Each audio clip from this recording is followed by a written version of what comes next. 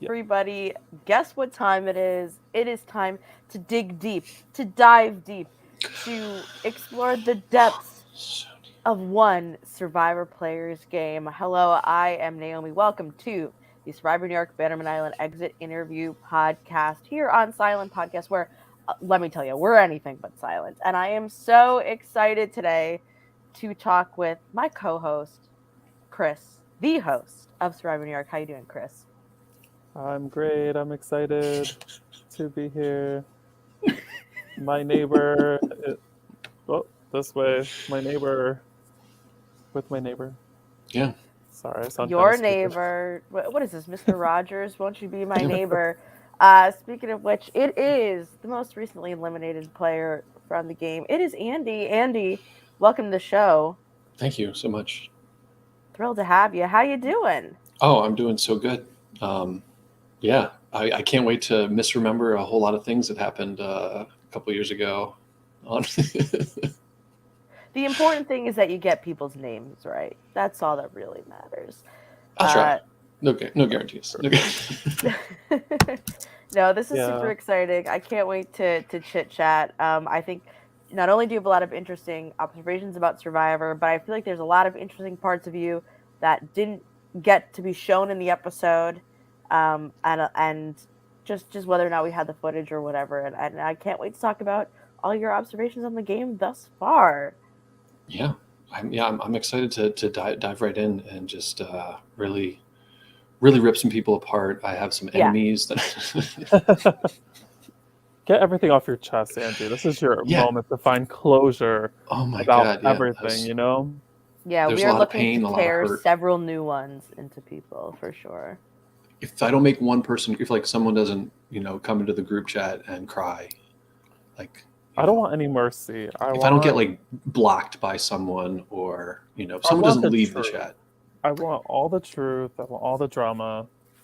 I'm getting Yeah. comfortable for that. Standy, yeah, that was one of my alliances. The Standy alliance didn't work out so good.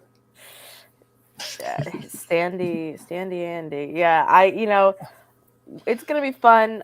Like the group chat, we're blowing up sometimes at 2 a.m, but I'm super excited to sit down and chat. Chris, where do we begin? I want to begin with the very beginning. So I know this story, obviously, but not everyone knows the story about how you kind of got acquainted to live reality games and what got you to apply, and maybe who you know from production that maybe advocated for you to be on the show heavily. Can you talk about that? So, yeah, that last point actually, I don't even really know. But so we'll start at the very beginning. It's a very good place to start. So I was, I think as a lot of Survivor fans out there might be, you're in your like little Survivor bubble, right? So started watching in college. I was Nicaragua was my first season. And are you a Nicaragua fan still to this day? Yeah, love Nicaragua. That's Great great season. season. I agree. I mean, is it the best season of Survivor? No, but is the worst season of Survivor better than many things? Absolutely. So. True. So yeah, I had my one friend, and we did our draft, and then my friend and his now wife, and so I had that little bubble, and then went to law school, made my roommate start watching, then him and his wife became fans. So that was like my Survivor people, and then but that was it, right? Like I didn't talk to anyone else. I didn't join any online forums or chats or anything, and so then I moved to New York City. Moved in with my at the time girlfriend, now wife, and baby mama, and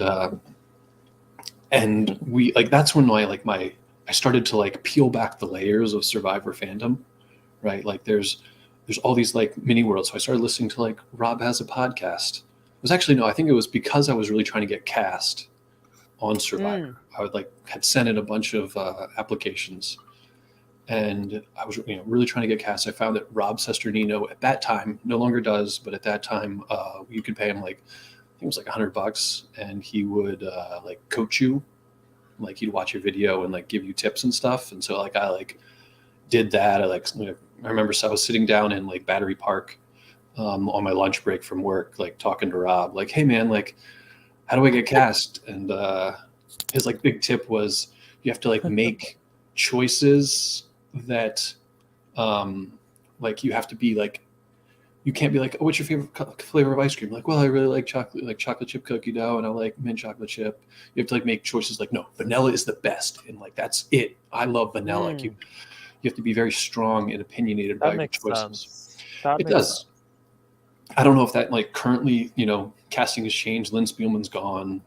Jeff I has the think reins. So I think that makes sense in the terms of like they want to know exactly what team you are on. You know what I yeah, mean? Like they don't want to pick two people that are necessarily like gung ho about hockey and like making obvious alliances. They really want a very wide range of people, and they want to know exactly what you're into and exactly who you are, and no wishy-washiness. yeah, and I So, think that they want people who are, regardless of their true opinions, are going to be opinionated about whatever they say. They're going to take that opinion and run with it, whether or not that's real.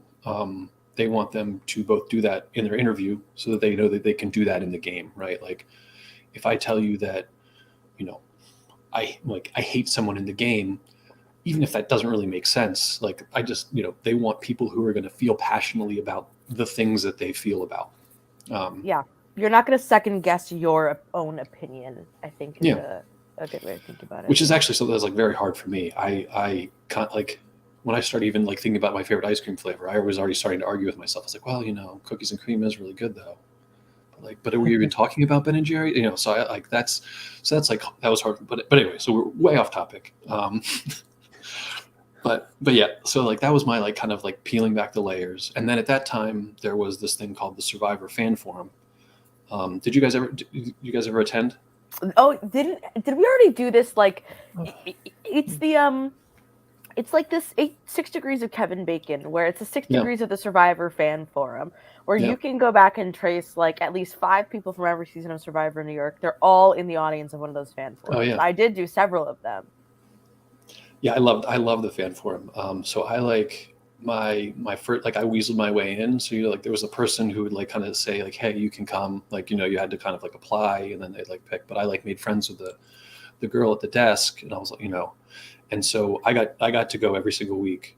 Oh, Um, and damn. yeah, and then by the end, I guess I was like making good reactions, like laughing at the right times or whatever. And so me and my wife would go, and we'd like get to sit in the front. So like I sat with Suri's husband at one, like at his table, like, yeah, I was like always in the front, because like I just made friends with the people. And then I also, I proposed the Christmas sweater idea to their production, which was fun. They did my Christmas sweater idea. Took a whole picture, but so that was like, I think there's a picture of that. I like Mark Levy is there, the That's host of our cool. recap podcast. Was it like there's a picture and we're both in the same picture, and like everyone's doing Yeah. like smiling face, and I'm like, it's not good. But Oh man, so that's I like, was there. Alex yeah, Horsenhausler was there. Like people from season 1, 2, 3, 4, 5, like literally people from every Literally. season of Survivor New York are in those Naomi, have you photos. ever gone? I went like 4 or 5 times. Like Okay. it was super fun. What was the so much last one fun. that you guys remember going to? I can't like I've heard about so many of them, but like I went to one with Suri, I believe. That was a fun one. Oh my god, I can't even remember. I'll go back and look. Andrea did them, right? Pretty Yeah, much. Andrea Yeah. did all of them. Yeah, the one in like truly the most inaccessible place in Manhattan, where it was like cross a highway and don't die to see your favorite Survivor players. Yeah, It was there so was fun. a parm chicken parm spot right by there that I used to go to like before everyone. Wait, it was in Really good Battery chicken Park. There was No, it wasn't in Battery It was Park. it was in these like this huge shopping center. okay. It was on the west side, lower west side. Davey was there too. Oh, Where were that you at the reminds People's me. Fan Forum? Everybody better watch Surya and watch what happens live tonight. She's out there. Support the queen. Anyway, let's get back to Andy. So Okay. So yeah, so I'm like mingling, and then so I joined the New York Survivor page because I feel like that was kind of like my end, and then I get, and like I'd seen adverts for this wonderful game that I would eventually play, but I still didn't really understand like what the LRG community was. And I think it was like, so I think actually Taylor from Surviving Maine, one of the editor and like one of the producers of that game, posted something in the Rob Has a Podcast thing that was like, you know, like live reality games can be as good as the real show, and like watch episode 12 of Surviving Maine. And I was like, okay, I can watch that. And I watched it. I was like, oh wow, this is really good. There's like really good gameplay. Like these people like are really caring, and it even in a short form, the game still works. And at that point, I was like, oh, this is like really cool. And so I started like peeling back the layers of that. Like, okay, what is underneath this? And like saw the advert for. I keep saying advert. I don't think I've ever used that word before. That's a weird word. Oh yeah, suddenly we're going overseas, baby, UK. But yeah, so I then I applied to this game, and I was selected, which was amazing. And Chris, you made some insinuation that I was like I knew someone on production or casting. Well, I say that because I remember very early on, Alex had said that I think he knew you or knew of you, or he just really, really, I can't remember what it was, but he liked you so much, and he was your number one fan, number one supporter, and he's like, if I could only have one person make this cast, I want it to be Andy. And I'll be very upfront, I don't think you were on our initial cast draft. Like there was like 18 people, and you were maybe like 26 or 27, 28. And Alex just kept fighting, and then like you inched your way to the top. Just great, clawing my way. Yeah, I think that I have trouble telling my story, in a lot of different ways, because I have a lot of like disparate stories, right? I have stories that go all over the place, like that is as big a range as these books behind me, right? Like is that a ukulele? It is a ukulele, yeah, a watermelon ukulele that I bought in China at a train station in China. I love that. Right, so like I have a perfect story that's just like there, Yeah, so I have a lot of stories like that, right? Like I've traveled a lot, I've been around, like I've done a lot of RAM stuff, and like picking and distilling all of that stuff into even I think my casting interview was with Naomi. No, I know my casting interview was with Naomi. I shouldn't say I think. But even in a 45-minute, hour long conversation, it's hard to get to everything, right? Like it's hard to pick and know what is going to tickle someone's fancy. I mean, like Chris and I had 3 hours in a car driving into New York for one of the episodes, watch one of the episodes at St. Pat's, and even then, right? Like I feel like I think we were both still uncovering layers of each other. Like I was still learning about Chris. There's still so much I don't know. And it's hard to know what to share to get people interested in having you on their game, right? I think that's probably a problem for everyone who applies. And it's probably a problem for casting, right? You don't know what's going to make a good contestant. It's really hard to know. And I think the more you do it, the better you get at that. But even then, you're going to make, there's going to be people who are flops. And that could be, there's going to be, right? There's going to be people who are flops. There's going to be people who aren't that interesting, who don't have that much to say. And there's also going to be people who are exciting ways you never knew that they would be exciting. And there's going to be people who under that, and there's going to be people who are having bad weekends, right? Like, is it the right weekend for you? Like, for me, this game, I drove from Vermont to Long Island and then back. So I was in the car for like 8 hours in traffic to get there, right? To get there on Friday, and I was not well rested. I was not prepared for the game, right? Like I was mentally not where I wanted. I now know I should have been to perform well. Mm-hmm. Like I tried to go to sleep early on day 0 because I value sleep, right? I love sleep. I think listen to masterclass on sleep. I love, like, sleep is so important for people out there who don't know. Like, sleep is one of the most important things you can have. And in my mind, I was like, oh, I need to get sleep because I need to be rested for tomorrow. This is the one time you don't need to sleep. You're going to sleep badly. There's going to be someone who snores, Stan. really badly. Like they snore like so loud that you like, and they're sleeping next to you, and it's terrible, Stan. And and I That's love a Stan. that's a really good piece of advice. Never sleep the first night because there's always the second night. Well, If you and you're not make going it to sleep there. well the second night. You're not going to sleep well the entire time, no matter what, right? Like maybe unless you're like a great sleeper, unless you like you smuggle in your vape pen and you're able to like pass yourself out, right? Like unless like, you're not going to sleep well, and so trying to like I put too much emphasis on like I need to get a good night's rest so I can compete tomorrow. It's like which I failed at, and then didn't make the social connections that I needed to make. To get myself. I mean, and then there was a lot of problems in my social game, as we'll get to. But yeah, I think that being well rested and being present with everyone else, and like you're there for the experience, you're there to make friends, you're there to have fun, and it's hard to do that when you're asleep. Let's roll it back a little bit. I'm Sure. curious, like you're driving, you get there. Can you talk about like that day zero to us and like your first interactions, your thoughts? So I am an introvert by nature, but I'm fine around people, right? Like I just but I think I also like I'm a tall person, and so like when other not so tall people talk in groups, I have to like I can't always hear everything, kind of like bend it down. So getting there day one, I was a little tired. There's a lot of people, and like I'm a very good one-on-one interactor. I can like interact with someone, but in big groups, I tend to just listen.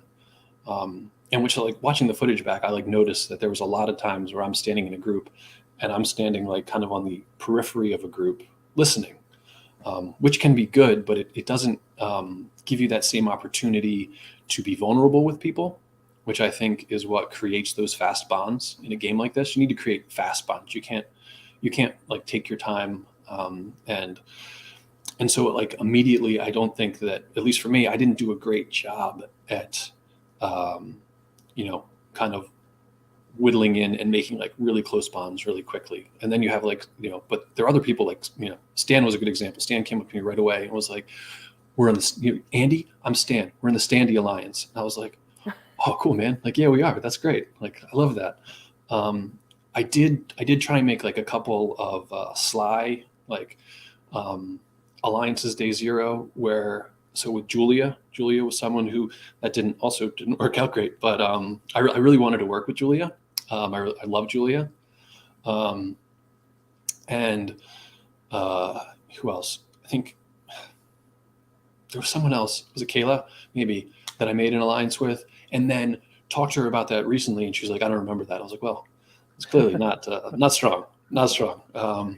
Yeah, so there was a lot of like fictional alliances in my head, but day zero, I don't even remember who the first person I saw was. I was pretty out of it. I wanted some food.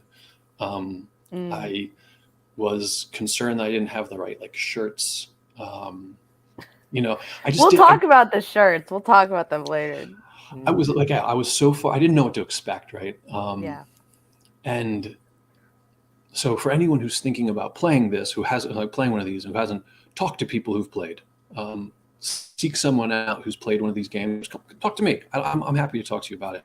Yeah, there's no world where Alex Forsenhauser will not answer your DM. Like, just send him a message. Yeah, Alex was great. Well, so I think the time I met Alex and why was we were at an Andrea Belkey and Megan from Big Brother dual party in the city. Ah, yes, I was at the last one before COVID, I believe. I don't know if maybe it was that one. I don't remember. I remember with the one with the slide. Yeah, it was with the slide. Yeah. Oh, I was there too. Look at that. There we go. Yeah. Oh, that's Pat's Crossing. Yeah, Sari was there. I remember she came up to me and she was like, "Were you on the show?" And I was like, "No, I wasn't." And she was like, "Oh, they should put you on the show." And I was like, "Oh my gosh, that means so much." And then in my head, I was like, "That's the perfect thing to say to a fan. Like, if you want a fan to like you, that's what you say to them. That's like, oh, she's so good." Like, there's only one survivor I feel like you would even be mistaken for, and she played with him, and that would be Eric Reichenbach. Yeah. Love me some Eric Reichenbach. I know you do. Love me some Eric Reichenbach. I have a piece of art from Eric coming to me sometime soon. He's without power right now, so I'm not expecting it that soon. Oh. Well, Andy, I want to jump back just for a Let's second jump. to the casting, because I think it ties into what you're saying now, is like sometimes it can be very hard to sell yourself. You are like a collection of stories. A lot of people are just like, yeah, I'm all of these things. I'm not one thing. I'm not, like what people on Real Survivor get really pigeonholed into, like a mom or a doctor or whatever kind of one word qualifier. But that's why I really like to do these interviews, because you get to talk to so many people and be like, all right, what's their deal and vibe? And I think we talked about like doing comedy, if I'm not mistaken, or maybe I missed that in your interview, but I think that was something we talked about, right? Yeah, I did a little bit of stand up in the city. I've written I've written my a pilot episode of a 24-minute mockumentary about a bar. I've dabbled in comedy. Right. I'm a Punderdome champion. Yeah. That's probably my biggest accolade in comedy. Loved that. All right, Andy, on the spot, give me a joke. A joke? I need a joke right now, quick. All right, what's the most important thing in comedy? To laugh. Timing. Oh.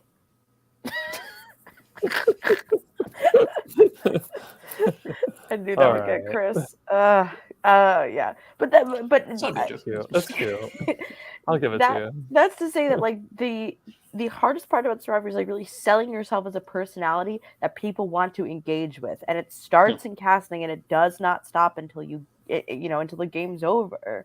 And so you're sitting on the sidelines crying about what could have been until you're weeping into Jeremy's shoulder. It's very difficult, and I think also sometimes it can be very difficult to like, you don't want to control a room on Survivor either. You don't want to like be like, everybody look at me and pay attention to me, because that's kind of the opposite of what we're aiming for. We're looking for small, intimate connections that allow us to like build bridges. So I think that's really insightful, is that sometimes it is hard on day zero to just like get a lot of people that you want to work with, and sometimes it's difficult to get Kayla to remember that you're in an alliance. Yeah. She looked at me with such like confusion and concern, like, who are you, first of all? Because we talked on day zero, and then I don't think we talked again, and then like we weren't in alliance. I was like, oh. Andy, I want to know, can you talk about your tribe when you first saw them, and like your thoughts on each person on your tribe? Ooh, okay. Oh, this is wow. Two of them are watching now, but we talked about being cutthroat and honest here. Yeah, well, actually, I mean, that's I'm not here to throw that much shade. I actually loved everyone on my tribe. I know that's disappointing. You want the drama. You want the Take drama. it again. Take it again. All right, let's go back. Okay. Well, Ari, let me talk about now. No, I think so. We'll start alphabetical with Ari. Ari was great. So much energy, so much vibrance. Unfortunately, Ari also wasn't an Andy fan. Wasn't a big Andy guy. Wasn't an Andy fandy, yeah. I think that when I saw my tribe, I was like, oh shit, we're in good here, because we were strong. Everyone, there wasn't anyone who I viewed as a weak link on our tribe. And I think that was the first thing we did. We did that, like, I think I don't think it made the air, but we did the balance beam challenge. And McKenna immediately was like, this is how we do it. And I was like, oh shit, this person knows what's going down. Like how, but yeah, there's no one, like nobody weak. I think there was nobody who I was wary of, besides Ari. Once my ship started to sink because of the stupid idol. Idol get in, yeah. Oh, and the tide. I blame the tide. I blame the sea. It got me so good because, I mean, if you're being honest, the place that I looked, much better idol hiding spot than where it was hidden. It was like under a log. I mean, no offense. No, it was in the log. It was not under the log. In the log, under the log. I was looking at a gnarled root out by the, No, that really was a good spot. I'm not gonna lie. I just didn't like. you never think about having to like find the idol spot. You know, you just think Yeah. about finding the idol.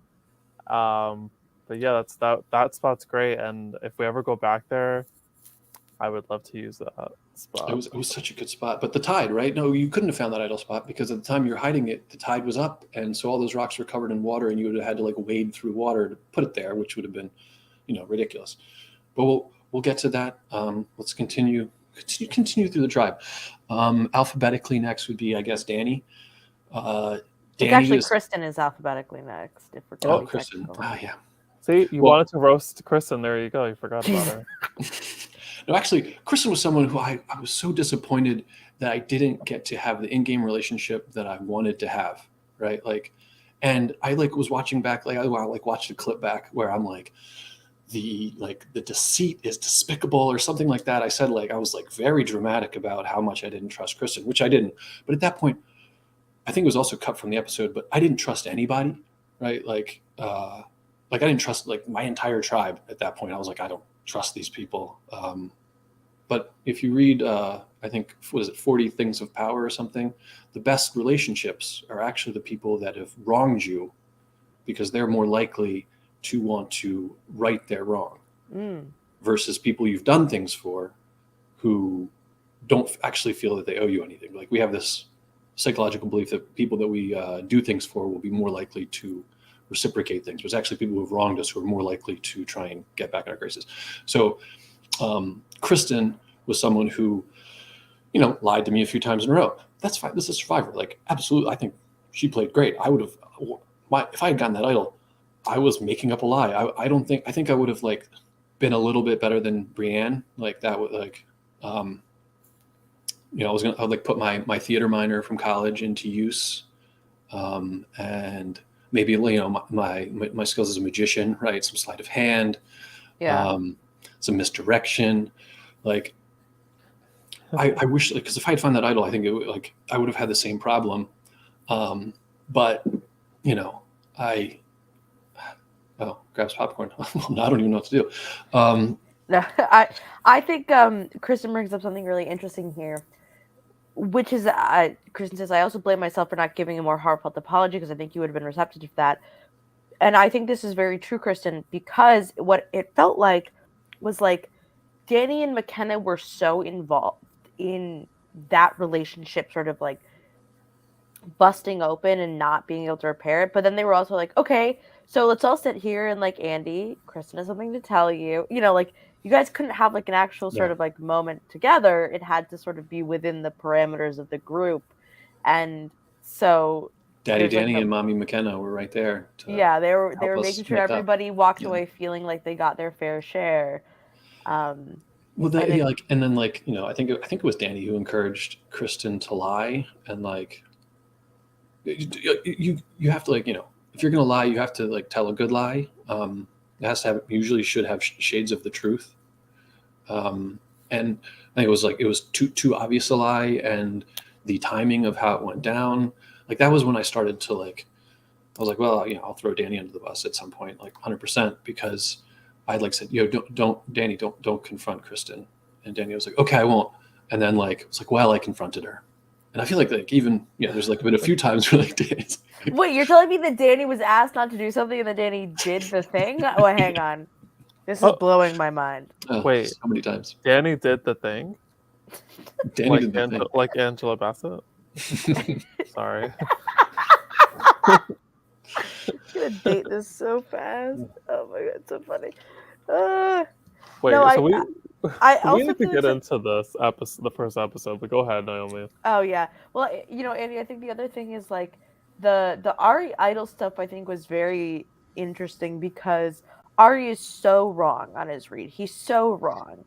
And he never gives you the chance to sort of like right that wrong or really like do anything about it. But I'm wondering how you watching it back, what it felt like to sort of observe that play out. Well, it was like I think that whole idol incident really, and I like talked about my social game falling apart.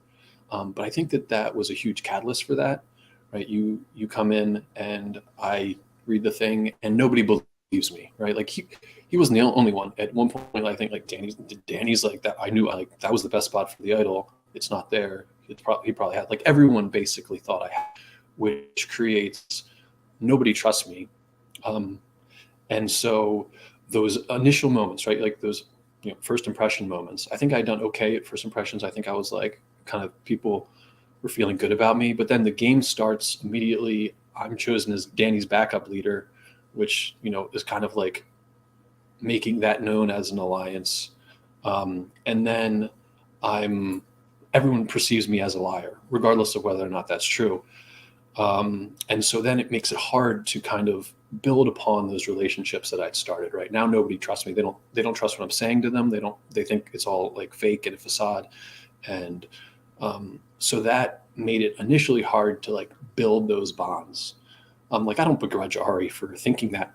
It made sense, right? His story of facts made sense. This guy came, found the idol, lied to us. That like really, that makes sense. Like I would have believed that too. I probably would have fallen into that trap as well. And I don't think that Ari was alone in that thinking. I think that Ari was just the farthest one from me. He was the person I was least close with. So it was like, I think in a game like this, we're always, you're just trying to find a reason, right? It doesn't matter what the reason is. You're trying to find some reason to put the vote onto someone. Hey, this person lied to us about an idol. That's a great reason. Hey, this person's a challenge. That's a great reason. This is a person's a social threat, right? You can pull out reasons all day. And I think that Ari had latched onto a good one. Hey, this person has an idol and lied to us about it. We should get him out. And that completely tracks for me. So yeah, it wasn't. I don't feel like, oh Yeah, I don't think he was. Laugh. Like, I was like, it was a good read. It wasn't a stupid read, right? The story makes sense. Yeah, and I don't think he was doing it maliciously out of dislike for you. It was the start. It's that Pink song, right? It's like, just give me a reason. That's what everyone in Survivor is looking for. Yeah. And we can learn to vote again. Can we just have you sing a Pink song every episode? Me? No. Yeah. Ugh. My boyfriend really likes that song for some reason. I'm not kidding, and I don't understand why. Because it's good. Andy, the other thing I wanted to ask about was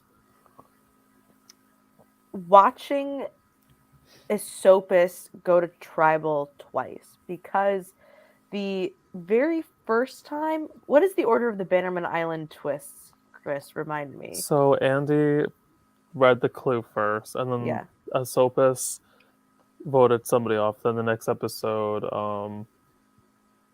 the Palo, no. Oh my God, I'm forgetting too. Oh, you guys never did anything. You guys never came in first place, but so then Iona gave Iona gave safety to Kayla, and then Bannerman Island affected you in a negative way, and that's what I want to talk about. I'm there. Robin in the chat, lovely Robin. Love me some Robin. When you guys go to tribal to vote out, unfortunately, Ari, Robin splits their votes on you. It was me or Ari, so it's not unfortunate. It was great. It was perfect for me. That's best case scenario. Right, of course. No, but Robin splits their vote, and I was always sort of curious how you felt, because I thought that, like it was said earlier, it was something for like you and Robin to later bond over and sort of build a bridge and get over it. But how did it sort of feel in the moment to see not only one but two votes for you come up? Well, again, it's one of those for some people, this is an emotional thing, right? There's a lot of emotion, and they feel backstabbed, they feel betrayed. That to me doesn't play into these games. This is a game, right? Like when I play Monopoly and someone charges me rent, I don't get mad, right? Or they send me to jail. Like, I don't care, right? That's part of the game. That's part of the fun. And so I think it was in the episode, but I think I had sussed out that, and I think my most likely suspect was Robin, for the person who had cast that second vote. But again, it makes sense, right? Like it's a smart move. So I didn't hold it against Robin, and so it it was scary because my name was the other name. I mean, in the end, the only 2 tribal councils I went to, I got votes, and one of them I got enough to send me home. Or no, I went to 3 tribal councils, but one of them I had the individual immunity. So 2 of 2 times when I could get votes, I did get votes, and I maybe should have like put that together, right? Like, okay, people want to vote for me, but yeah, no. In that moment, it was scary because there was someone who I thought that I had a good relationship with who felt comfortable enough to vote for, throw a second vote on me. And I knew it wasn't Ari. Like the handwriting didn't match or whatever. But yeah, it was scary in that way, but it wasn't like, I didn't, no grudges. This is not a. So are you saying that you thought it wasn't Ari, or you did think it was Ari? Oh no, I knew it wasn't Ari. You knew it wasn't. And I think that's even in the episode. I'm like, yeah, I think I came down to Kristen and Robin, and I was pretty sure it was Robin. Oh, right. And then Brienne spills the beans, so then I knew it was Robin. So. Was that like shocking? Because I love that moment when everybody asks Brienne about that, and Danny even is like, "Wait, really?" And you kind of look a little surprised too. So, I mean, was that sort of like awkward? Because it kind of like this new tribe coming together, and then something like that happens. And Robin's in the bathroom. Yeah, exactly. Well, that was the worst part. I was like, "Oh, Robin's not here." Yeah, I mean, it was awkward. I think mostly just because it was like, well, Robin's not here, so like, Yeah, like the sort of, okay, where's the person? Wait, tell me. Yeah. But yeah, no, I think that gave me the opportunity to, I didn't keep that from Robin. I didn't like try and hide that. I wasn't like, oh, now I know something and like I'm gonna like use that against Robin. I was like, this gives me an opportunity to talk to Robin about it. And we did that, and then. At the end, I think Robin was pretty much the person I felt closest to. Yeah, I mean, I could see that, at the end, it was the 4 of us, and Danny and Kristen were both like so, like social, like so good at the social game, and I knew that they had a lot more kind of. I think I said like fingers in pots, which I don't think is a real expression, but they had like more irons in the fire, right? Like they were talking to everyone. They had avenues, they had ins everywhere. And I felt like Robin and I had less of that. Robin had more than I did, unbeknownst to me, but like, yeah, Robin was also doing well. But I like felt closest with Robin at the end. And I think that was part of the catalyst for that. Were you shocked to see in that episode Robin getting the clue and the sandwich and then like giving that to Stan? Because like you were obviously on the beach doing something else while that was happening. Yeah, I wasn't shocked in the episode because I think at some point since the game happened, like I learned about that, and I learned like, and well, yeah. So my anti-spoiler brain is always going, so I don't want to say anything about how that may or may not play out, but that advantage. But yeah, I think I knew of that, so like it didn't surprise me watching the episode. Finding out afterwards, I was like, oh wow, that was that's interesting, right? Yeah, right. And I think that I still didn't even fully understand the depths of the relationships between people. I still don't, right? Like I still don't know how close everyone is or was or will be. Or will be. I'll never know what friendship is. So, it feels like that sometimes. I also want to say your talk with Alex was probably my favorite one. The scene with the dead crab was just so funny because I remember like initially editing and I was like, I don't remember even seeing that. And then Alex redid that whole segment and he found that and it was just so funny. And I was laughing so hard. Yours was just great. Well, I think it was like, I think that was another part of my problem was I had so much fun with production, right? I was like, I think after that moment, Everyone else gets taken back in the bus, but I was the last person to speak with Alex, so I got to like I rode back with production, and had a great time doing that. But I think part of it is because production is the one with the people that you can actually be honest and real with, right? You don't have to lie to I also made the mistake coming into this game, and I think I said it like in my initial thing. I was very not true to who I was, right? I have like my long blonde hair. I don't even remember what I said my job was. I did not say, I didn't say I was a lawyer. Yeah, I remember you lied about it. Yeah, I lied about that. I really tried to downplay. I think maybe Jeremy said that you might have said that you were something in regards to like paralegal, or like that you were I think shades of the truth, right? So like I said that I did like some sort of like legal review, but it was like very low stakes, which is kind of true. Like it was kind of true because that was like relatively what I did as a lawyer, was like low stakes law. But yeah, so I was asking people their favorite movies. I was like, mine's Dumb and Dumber, which it is, but it doesn't seems like a dumb answer. And so I was kind of trying to play dumb, and that didn't like, and then the stupid, not stupid, great block puzzle comes up, and then I'm like explaining, how okay, you need to match which opposite sides, and then you find out, and like I was like doing math on like with a stick on the ground of how to do that puzzle because we like thought it was coming up, and so they like that whole idea of like, oh yeah, I'm a dummy, didn't pan out, and so now it's like another facade that people, that I'm losing trust again. So like production, when I can talk to Alex, I feel comfortable, right? I was like, oh yeah, like I can. This is my friend that I can just speak to as a normal human being and laugh with. I just want to say super quick. The funny part of you saying the Dumb and Dumber movie thing, I just found that footage, and I'm so mad that I just found that footage, and I wasn't able to put it in the episodes because I found it too recently. But I will put it up as a secret scene on TikTok.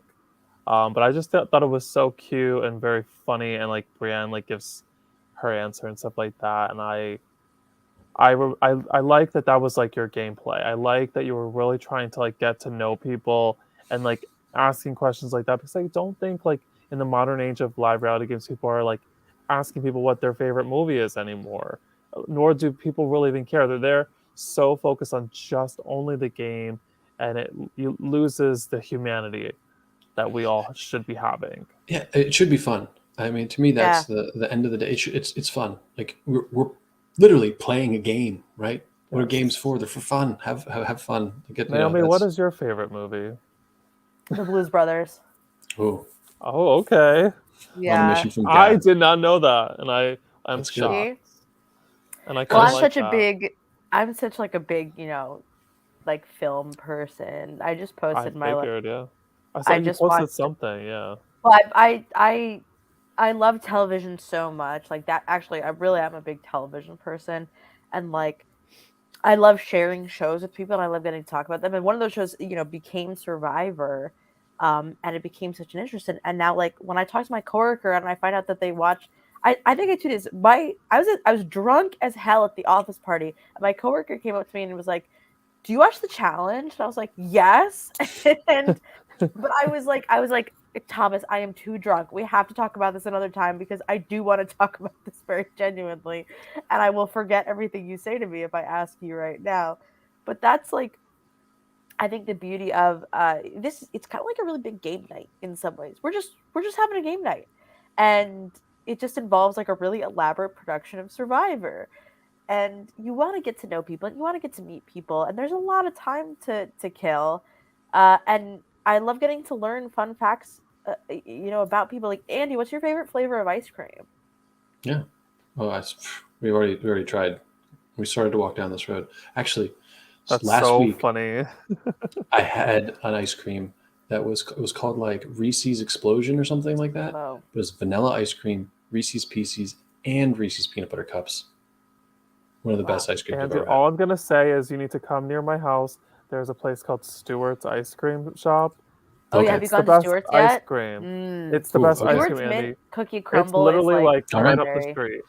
Sold. I love ice Yeah, cream. you're in have to upstate go New to York now, Stewart. Andy. You gotta go to Stewart's. This is Although I will say, my wrapper from the chip which I ate earlier. So I have a Nice. Klondike bar in my fridge that is screaming for me. No, but you have to get go that to Klondike bar. Get that. Go get it, Naomi. It's, No, it's, I'm not get gonna it. go. I'll be too cold. I'm freezing right now. I'm like, bundled up like the But what grandparents would you of Charlie do? in the Chocolate Factory. What would you What would do I for a do? Klondike bar? I think I would get out of bed for a Klondike bar. You Are have you to in go bed to right now? no.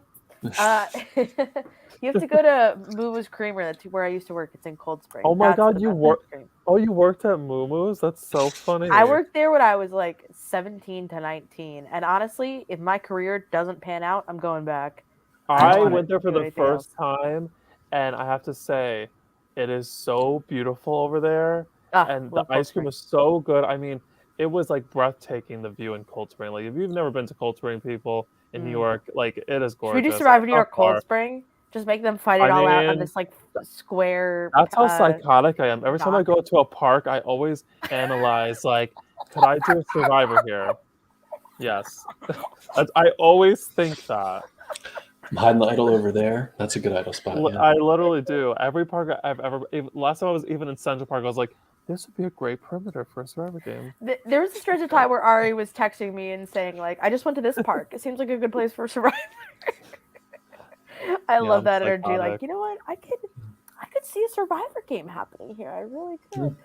Mm. No, I just to go back to all this, Andy, and actually something I think I'm wondering how you feel about this. I feel like having a especially a young child is a very interesting thing in live reality games because I think when you say it, people are really excited about it and it has that endearing quality that also allows people to talk to you a lot about things. Like I remember when I found out that somebody I was playing with had kids, I would usually try and ask them a lot of questions about their kids.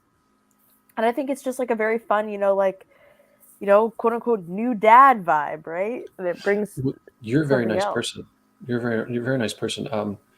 Yeah, that was not fully my experience. It depends on where people are in life, right? There's certain Yeah. people who are either have entered that phase or are like it really like it seems cliche, but parenthood is like very transformative. I think one of the ways that people don't really think about it or talk about it, at least like when I was coming into it, was that I think we all have a certain kind of quota for how many relationships we can have, how much we can give to other people, how much time we can spend with other people, and like your significant other usually is top of that list, maybe your family or your best friend, and then like you have different stratas of friends, but then when you inject someone who literally takes up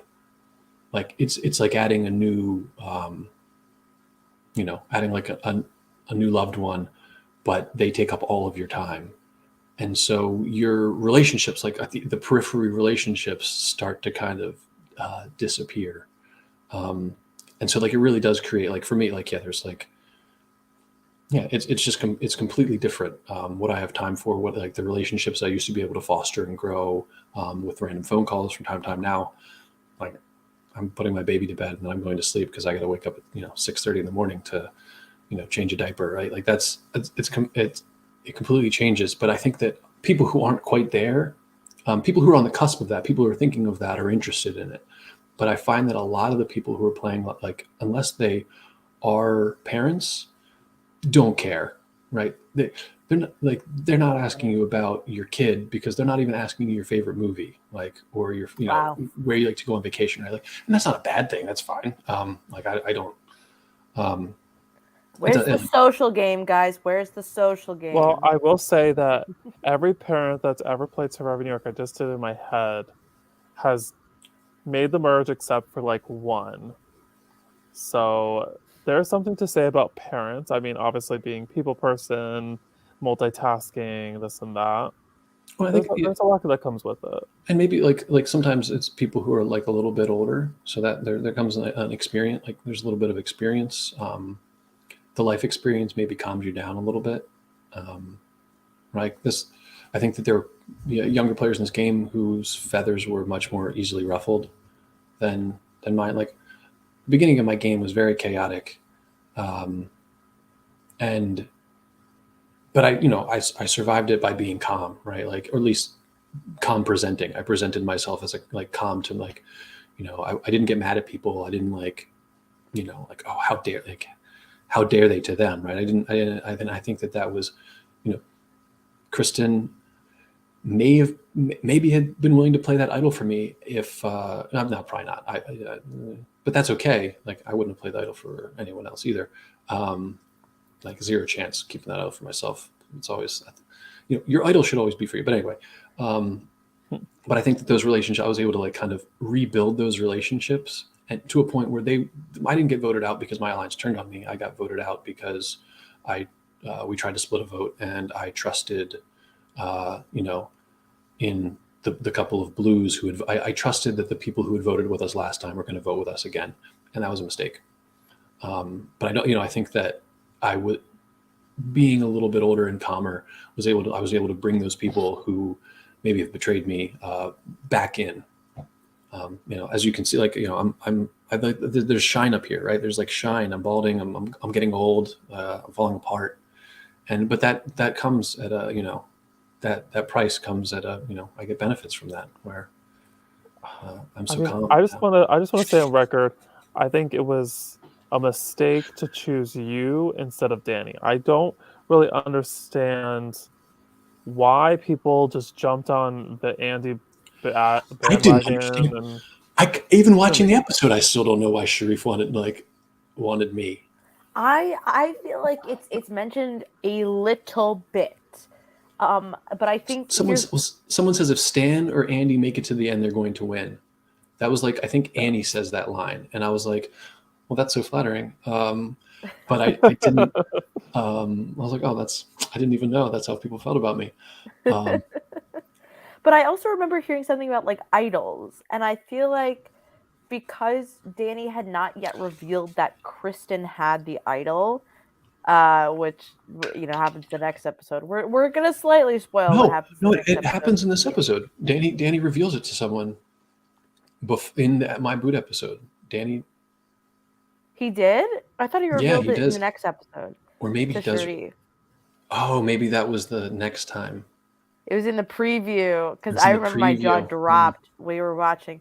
But this is to say that I think that they thought you might have had the idol in a weird way. But I think in other weird ways, I think that Stan and Danny and Sharif and Danny were bonding. Yeah. Very interestingly. And if they were going big to dogs. Lose someone, the big dogs, I think like it was a combination of both like losing a man, because I think that at that point, Jeremy had gotten voted out and was kind of like, well, what if we like shake up the Green Power Alliance? Well, it seems like Robin and Kristen really want to work with me, especially if you're one of Julia, Veronica, and Annie. Kristen and Robin have been coming to you constantly saying, hey, I want to work with you. And as Julia points out, you and Julia were having very productive conversations. I would have pushed for Danny. I was shocked. Yeah. So this is like a tangent, but I think one of my favorite moments. So I think another problem, it was because I won immunity. I was the first one to win immunity, so that makes me like a bigger challenge threat. Like Veronica's hierarchy of who should go home, I would be the top, right? Because it's logical, obviously, using logic. Whatever. But one of my favorite moments of the whole experience, I have immunity. I think I talked about how I could like go around and nobody could I was like untouchable. Having the immunity necklace is like a true fly on the wall experience, especially that Jeremy vote when things were happening like lightning fast. The reason everyone knew that Julia had the idol was because I walk up into I just like, with bravado, right? I would just walk up into conversations and be like, hi guys, what are you talking about? And I think like you hear me a couple times in the episode, like, hey, how's it going? But I walk up and it's like Jeremy and Veronica talking, and Jeremy's like, well, Julia has to play the idol for me. And I'm like, oh, Julia has the idol. That's cool. And then like, they like froze and they're like, oh shit, we like just accidentally revealed that. And they're like, well, anyway, it has to be Danny. I'm like, why should it be Danny? And they're like, well, Danny came in second. We have to get out the people who are winning challenges. And I'm sitting there with like the individual immunity around my neck. I'm like, why would I agree with that? Like, I that's know, I love that. That's what I love about this season is that people will just say things where it's like that is literally not the optimal strategy for the person you are saying that to. Yeah, I was like, that's the worst strategy for me. I'm like, I literally, the only person who ranks above Danny in that hierarchy right now is me. Like, Okay, but I feel like that was mainly Veronica, and let's be for real. I don't think she's like a super mega fan. She kind of like seen a few seasons. Like her mindset, you have to keep in mind, is like very old school Survivor. She's playing like Survivor season 1, 2, or 3, while everyone else is like playing Survivor like 42, 43. I feel like even just like watching her like talk in the confessionals and stuff like that. So that's why I really do like the dynamic of Veronica being there, because it almost feels like old school Survivor playing with new school Survivor. And she's not like super mega fan where, and then like you and like Stan are like super mega fan. So it kind of has like that interesting mixture, and that's where I think that came from. yeah, no, and yeah, I don't like it. No, Veronica's great. I love Veronica, but like, yeah, that just like that, and I think it was also pressure, right? It's that pressure of the moment of all of a sudden our games are crumbling, and then we talked about like with the pink, right? Like, it's just find a reason. Just give me a reason. Just yeah, that's all. That's all it takes, right? And so Veronica had latched on to a very plausible and logical. I mean, this is I think that's Homer. That's Aristotle right there, king of logic. As I majored in philosophy, I was very good at logic. And she's right. Like, that is a lot logical, right? The person who's going to win is going to be immune. We don't want that person to be in the game, so we get rid of them. It makes sense. It's not like, is it really how Survivor or LRG, like any of it works? Not really. You never know what's going to make a winner. Hashtag alligator. But yeah, I think, but yeah, it was that was just a fun moment for me, because it was like fun to see everyone else was crazy and I didn't have to be for once. And that was really fun. It all came crashing and burning down around me soon after that. But for that one moment right next to the sun, couldn't be touched. I want to rewind a little bit though, because Let's go back. you know, the new, I don't know if it was blue. I think it was the new blue tribe. Yeah, you guys were a Sopus, yeah. I completely forgot that I guys- was a blue at some point, but yeah. You didn't go to tribal for 3 rounds, so there was like this sort of like pent up energy, and we didn't really get a lot of footage from you guys during those rounds. Like, there is like, I don't know what happened during those episodes. We did get a couple confessionals from like you, Robin, and Jeremy, but that was pretty much it.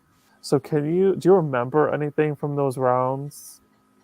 Like, It was waiting around? just fun. We were I think we so outmatched them in everything, right? Like, we had puzzle people, we had strength.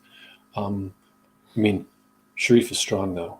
I don't think that should be underestimated. How powerful a human being with muscles and just human strength Sharif is. We were doing that like launch the ball and catch it challenge. I was like, oh, I'm just gonna kind of bump him, and then I bumped into him and like no movement. It was like like running into a wall. I mean, he still didn't catch any balls, but we but yeah, You can't have it all. you can't. But yeah, so Sharif is a physical. He can't spell in the but I can't spell either. So, but yeah, I think during that time, I don't remember a lot. It was a lot of fun. Like, I think we were just having fun because we knew we were going to win, and we just kept winning. And there wasn't any scrambling. We were just bonding. We got sandwiches at one point. We got to hang out with Alex.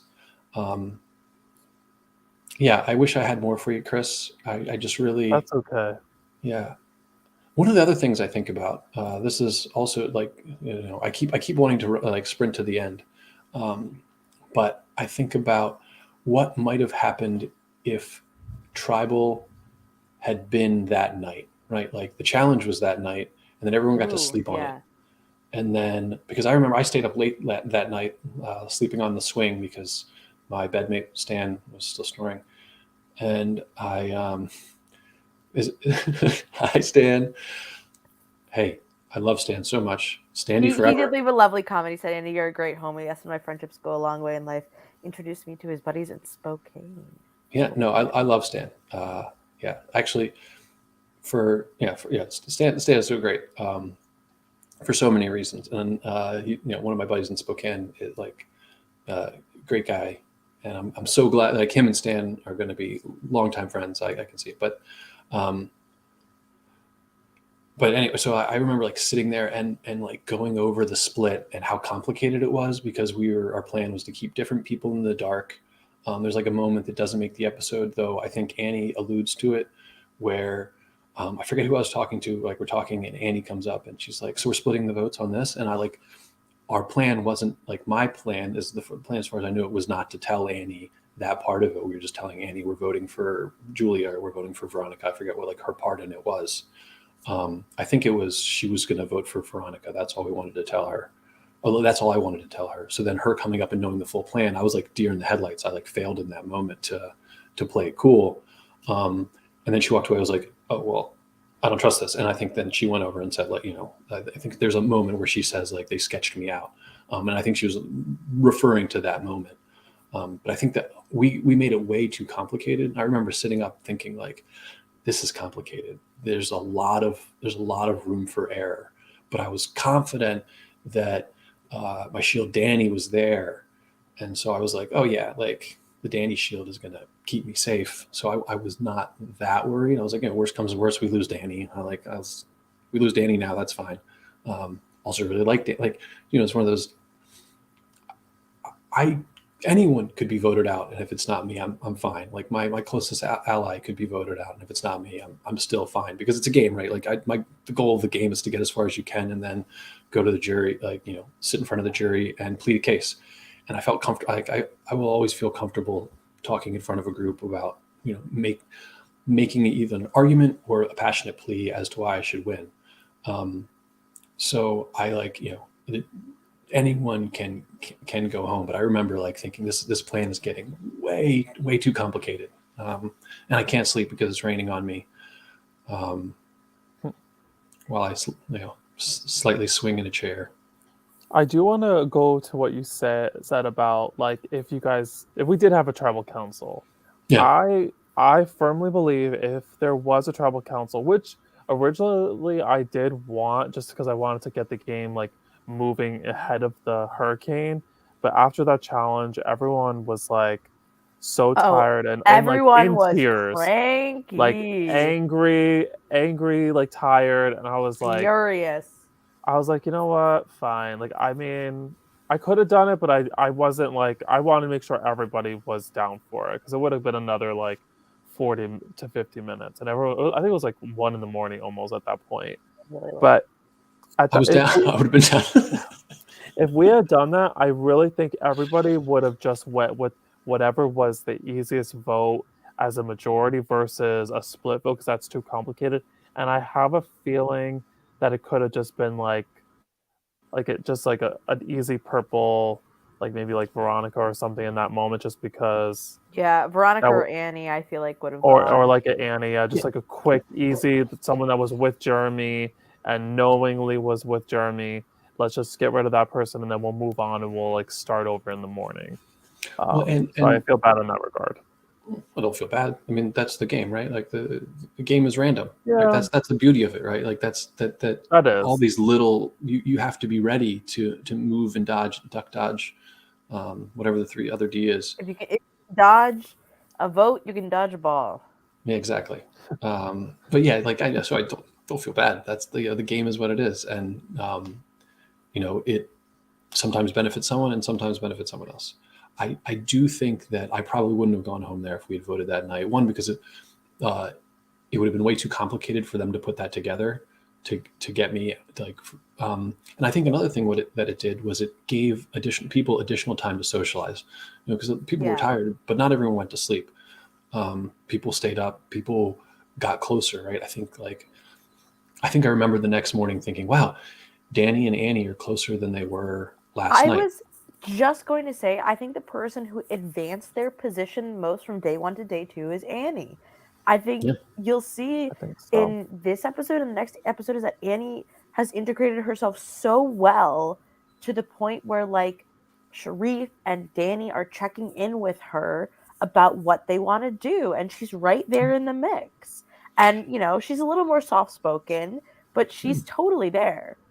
Yeah, no, I mean, I think that's like it gave people time to socialize both that night and then over breakfast in the morning. Like there was just such a long gap that, and then it gave like someone like Sharif time to ruminate and think and plan. That Sharif very smart. Also, Stan's nudge strategy is genius, right? Like that's watching this. I wish I had watched this before I had played another game. Um, Mm. because I feel like I've learned so much, not only from watching myself and my own foibles, but also from watching the really good players in this game. Because this game was full of really good play, like very good and experienced players who knew what they were doing from the first minute of day zero. And so I wish I had had that, like could have watched that and seen because even I'm still learning. Like and so I think that extra time like gave someone like Sharif the time to say who's the optimal person for me to get out here. How can I stay in the middle? Because I think Sharif knew that him and Bran were in the middle, and you don't stay in the middle by staying with one side. You stay in the middle by jumping back and forth. And the way they had to get out of Green. I think he developed good relationships with Danny, and I don't. Yeah, so I might have stayed. Just Well, that makes me. I want to talk about what I think is very interesting, and I love that she commented, Julia. That's why I cried when I had to vote out Andy because we had a secret deal, and Julia was crying to you in the episode. I want to talk about your relationship with Julia a little bit, because I think that while Julia was working very closely with Stan, she was also making a lot of connections. Can you yeah. talk to me a little bit about like why you guys were clicking and like what the hope was in terms of you two working together? So I think at like day zero, Julia stuck out to me as someone who would be an unlikely alliance for me, just based on kind of like um, I don't know. I don't think we like talked a lot, but I really like connected to Julia very quickly. She was so nice, and I think a little bit quieter, a little bit more reserved, and I really I connected with that.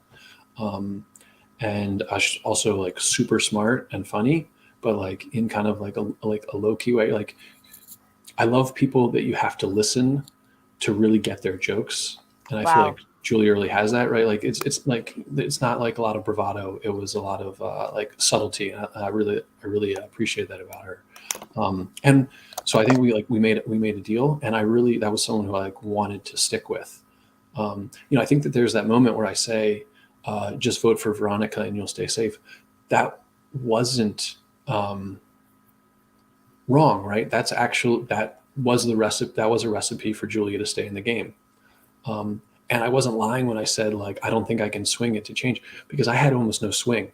Um, there are a couple clips of me like this is what we're doing, like we're doing this, and we're like, but I wasn't the mastermind of what was going on. I was more of the messenger. I felt like, and and that was part of what I was trying to do. I was trying to fly under the radar, play it low key. I didn't want to be the one that people were going back to at that point and saying he's the brains. Um, I didn't do it as intelligently as Stan. I wasn't nudging. I was like literally just trying to like no hands on the wheel. I didn't do this. It's not my fault. And then like a slight nudge, like, hey Julia, vote for Veronica. That'll save you because I want you to stay in the game. I don't necessarily, I guess I didn't want the idol out, but that's just pure idol greed. I always want as many idols and advantages as I can get my grubby little hands on. I just, I want the tools to, you want the best, you want Boardwalk and Park Place, right? Does anyone play Monopoly? Does anyone play that anymore? Is that I I know want what you're talking to. I about. haven't done that in a minute. Monopoly Um, Deal? I just have to. Great game. Let's do that. I just have to say that Julia deserves an Oscar. She did a thing.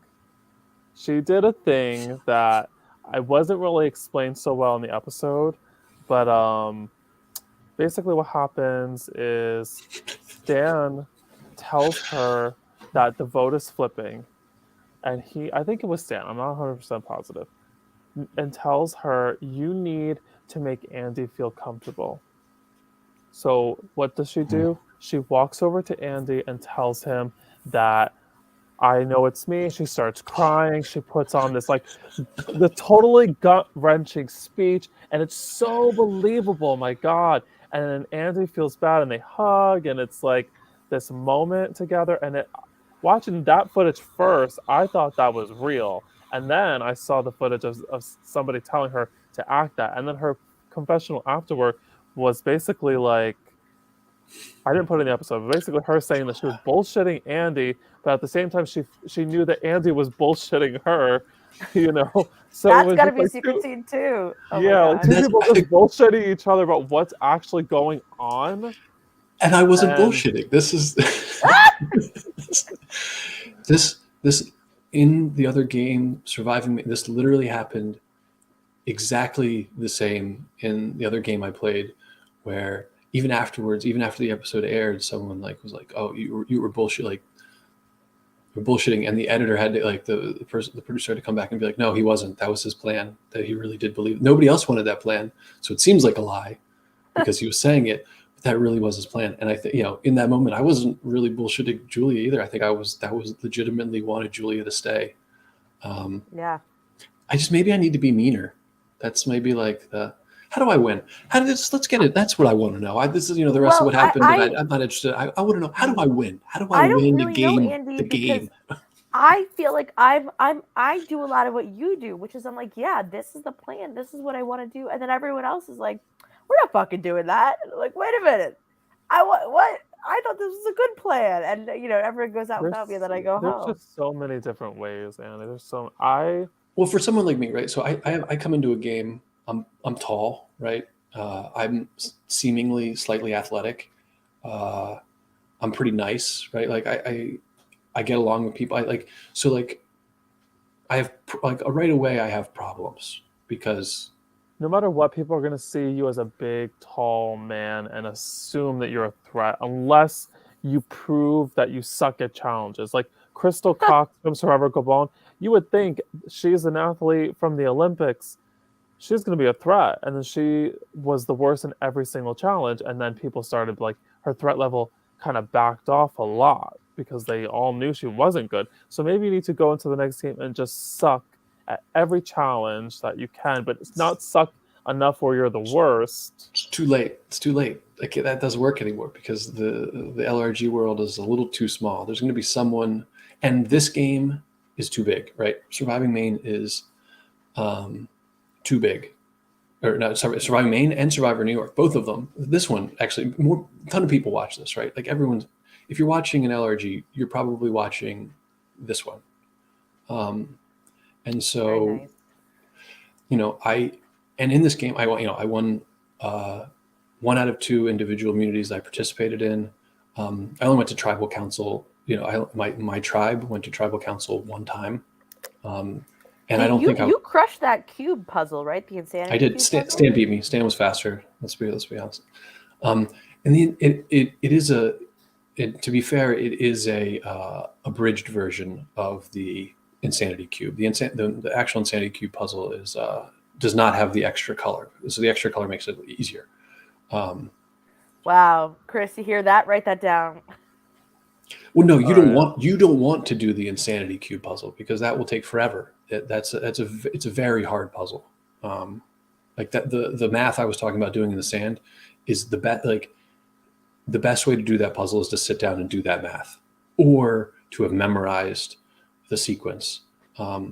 That's the fastest way you're going to do a guess and test is going to take you forever. So yeah, I would not do that in an LRG. I think Chris, perfect what you had, right? It was Yeah. accessible and doable, but was tough enough that I mean, you did that it at challenge, the end. it wasn't really about the puzzle. That challenge was about getting across, with the balancing steps, and then the one at a time getting the box. So really, there was many opportunities for people to like catch up in different sort of ways. The puzzle was just like maybe a buffer if you weren't super familiar with it. So Yeah. I agree. I think it worked. Yeah, I think so. I think so too. Hmm. And what were we talking about before? How do I win? Trying to win. Well, Yeah. I So, think that and I winning think, is oh, sorry. like go. Here's my one. Here's my hot take. I think that you're always dealt a different set of circumstances based on the Oh, yeah. people you're playing with. But the biggest thing is kind of like what you said. I think nothing makes people feel more valued in the game than feeling listened to. And I think we're going to see that throughout the rest of the game is that some people do not feel listened to. Some people do not feel valued by their allies. We've been seeing it pop up time and time again, and there's such a frustration. Now, I've been watching a lot of Australian Survivor, and I don't want to say too much, but I think it's finding that delicate line between doing exactly what you want to do that will benefit you the most, and including your allies within that, but not doing exactly what they want to do, which is hard, I think, if you're a people pleaser. You want to make people happy. You want to do what they want to do so that they want to work with you. You want to make people think that it's their idea to do something. You want to John Cochran it, right? You ask a bunch of questions that lead them to the answer that you want them to give, and then you can then claim at the end. You want to be then able to claim at the end that you did that thing. I think for me, the barrier is that um, I'm like proficient at challenges. I'm pretty good at challenges, and I think that that's going to get. I'm likely to make the merge in most games I play. I think because I'm valuable at challenges, and because I probably will go to tribal less because of that. Right? If I can, and I think in this game, in the Survivor New York game, I was trying to like play under the radar, so I didn't take on the hero roles that in the future I probably will. Right? There are things that I feel like, okay, even if my tribe's behind, I can bring us back if I take on the hero roles. If I'm throwing the thing or I'm solving the puzzle, I feel pretty confident doing those things. So I think like, making the merge. For me, I think the one thing I need to improve, and I think it was a big problem in this game, maybe because of the idol, but I didn't. I wasn't. I was nobody's number one. I had no number one. I wasn't even. I don't think I was even anyone's number two. Maybe not No, even anyone's number three. no, I will say that um, Danny did do a confessional after you left. I don't think it's in the episode for that episode. He says, "I lost my number one ally," Hmm. and he said, and when I saw that, I was shocked because I always thought it was Kristen, but Danny's words himself claim you were his number one ally. And I am the only one he shared the nullifier with. Yes. So yeah, I mean, I think at some level, like my alliance didn't turn on me, right? I had a good bonds with my alliance. Yeah, they were shocked when you got voted out. Yeah, it wasn't one of those they were willing to let me go. But I didn't extend my alliance far enough. I think that was one problem. And the periphery alliances I thought I was making, I didn't double down on hard enough. Right, Standy. Oh man, I wish I could have made Standy a thing, or with Julia. Right, I wish that um, Julia didn't give me an Oscar performance, but instead gave me, like truth, and that would have helped me. Like I wish I had built that up enough where that there were people who were invested, like because that's at the end of the day, you need people who are invested in you being in the game. It's not enough that you're invested in yourself unless you win every challenge. You need other people to be invested in you staying in the game, and I think that I Yeah. failed to do that. I think that part of that uh, might be my like not personality, but in a way, I think I'm a pretty independent person. I don't necessarily like I'm fine. Like I'm cool being alone. If there's a big group and I like feel like I'm at a party. I'm either like I always want to play a game. I love playing games. So I'm probably like doing rock paper scissors drinking game with the person next to me. Like I'm good at those, like doing the one on one. But I think but I'm independent enough where I don't feel like Julia crying. Right? That's a great way to make a bond because you're being vulnerable.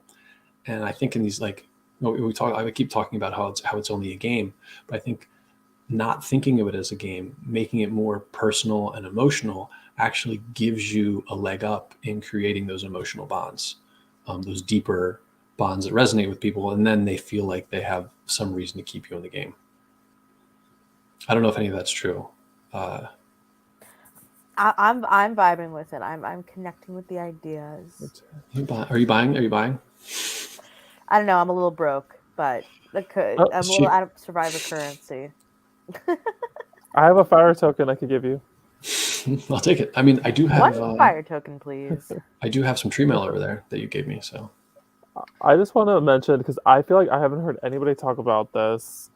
The scene with you and Robin is so funny. I love that scene so much. The two of you talking, and then you talk about, do you feel the butterflies in your tummy? And then Stan walks over and like Stan's like, I could be naked under here. And Robin's like, okay. It's just like nobody's talking about it, but I felt like that was so funny and just like a moment that kind of took away from the game, and I felt like you were having like pure fun at that moment, and it was just kind of like cute. I like that relationship between like you and Robin. oh yeah, I love Robin. And I think that like for me, that's what I wanted to inject into the game as much as possible. Like when we were playing Thumper or whatever the game is called, that makes the episode. Or we're playing baseball.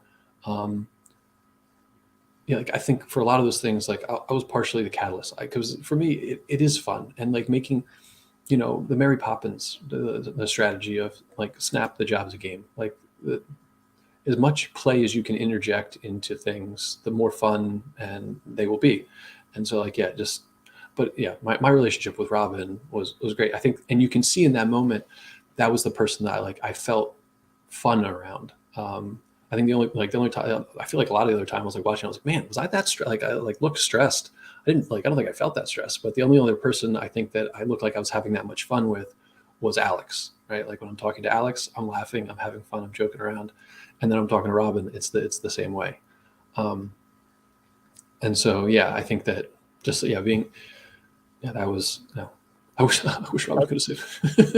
It's funny you say that. I remember like very distinct little moments where I think even after you were voted out, like if there was a moment that you could say hi to me, you would like say hi, Chris, and it was just like so. It was kind of like random and just like funny, and I just thought that just brought it back to me, like you saying that like you had bonded with the production. So I was just like thinking like that's like a cute moment that you did that I didn't really think much of at the time, but now looking back, I'm like that was like very quintessential you and just like I don't know, cute. Yeah, I mean, like even when I was voted out, I was having fun. Like I think me and Matt Schwartz, where I like taught Matt, like it was like we were learning how to juggle together. Yep. Me and George are homies now. Love me some George. Did you play the whole wall game? Did you do good at that? Oh yeah, yeah. I think the only one. Well, I don't want to spoil challenges to come. Let's talk about just the hole in the wall.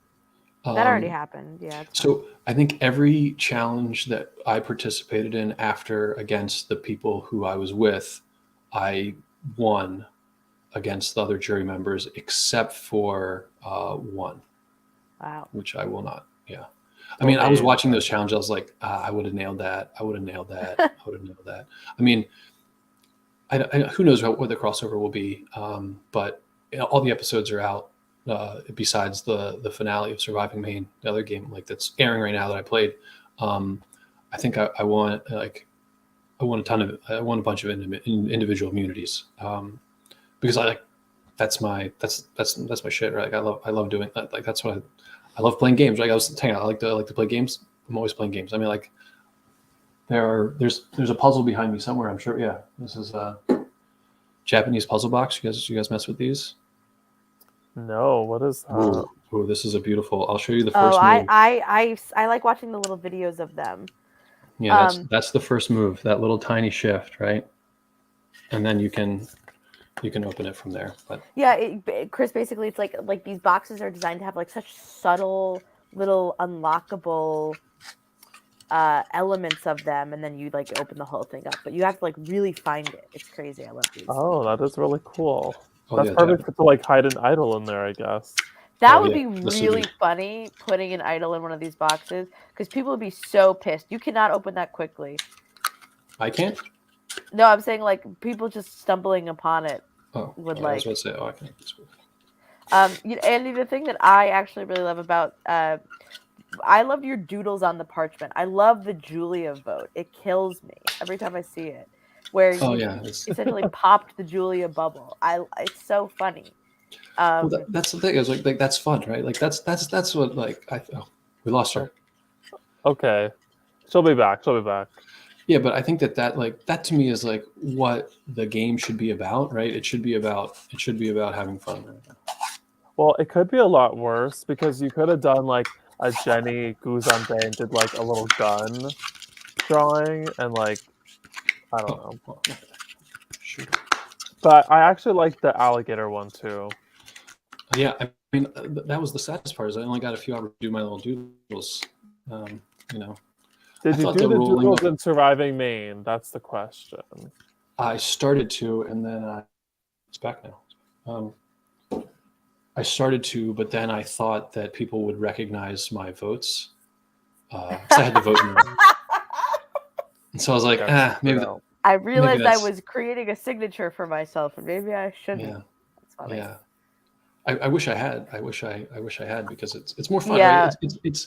It's all about creating those moments of fun for myself and for other people, right? Like, I think in Surviving Maine they like give the people whoever's voted out the votes, and so people, walking home with something that has like a funny like your name, but in someone has like a funny little doodle on it. That's more fun. So I still have a vote from George against me where it says Naomi and there's a little frowny face in the O, and it always makes me laugh. From Brooklyn South?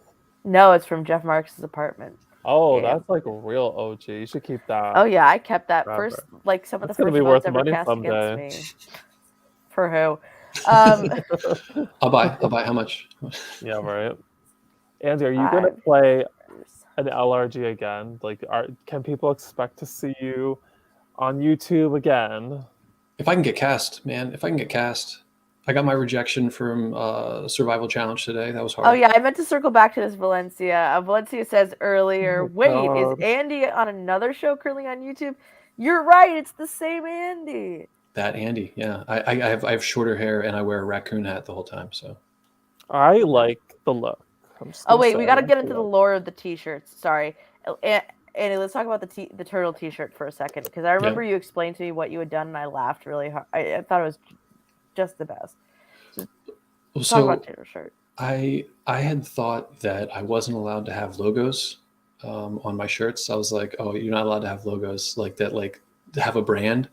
And I didn't have a green shirt that I liked, so I went to Goodwill and I bought a shirt that had but I was like could only find one that had a logo. So then I cut out the logo and sewed in my own and then I had other beat up shirt and I was like, okay. So I cut 2 shirts and then sewed them together and I was like, well, this looks kind of fun. But then I drew a turtle on it because was there more to it? Maybe there was. Wait, I don't what? know. No, it was just like you had made the shirt into a turtle. Yeah. Because we say no logos, but I think I should just pull back on that because it doesn't really matter. It's not like this is on like CBS or anything. But I do kind of hate like a really big shirt that says like I don't think anyone's wearing an Armani Exchange shirt anytime soon. But Yeah, like I one don't of those like. like I really. don't really. Yeah, I agree with you 100% with that.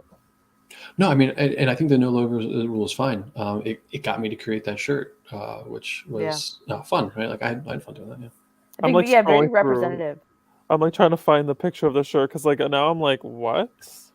How did I not I think I wore it like notice it? It's wore it just like a little yesterday or the day before. turtle. It makes me laugh. Oh my Valencia, god! like your hat. I'm yeah. seeing the stitching now. I had no idea. That is. But that's costume making. I took costume making in college, so this is what I love about these games is just that everybody brings like ounces of their personality. And something I didn't get to say earlier, Andy, and I think I'm so glad that Alex fought to have you on this cast. And I really think that in these games you have to have an open mind to everybody, even on casting. And Alex really pushed us to not just say, maybe next time, like really, really pushed. And I'm so glad that he did. thank you. Alex. Let's all So I'll say thank you, Alex. But also because I think that your personality is such a fun balance to some of the more like intense, kind of weird vibes that some people are giving off, and it really like it's such a big like bright. You're like the cloud. You're the clouds parting and the sun coming through on a big hurricane. You know. Thank you. Thank you. I feel like I have not brought that fully to this pod. I've like more like preached fun as a concept than been fun on this podcast. But You just did a puzzle box. What are you talking about? should I play the watermelon ukulele now?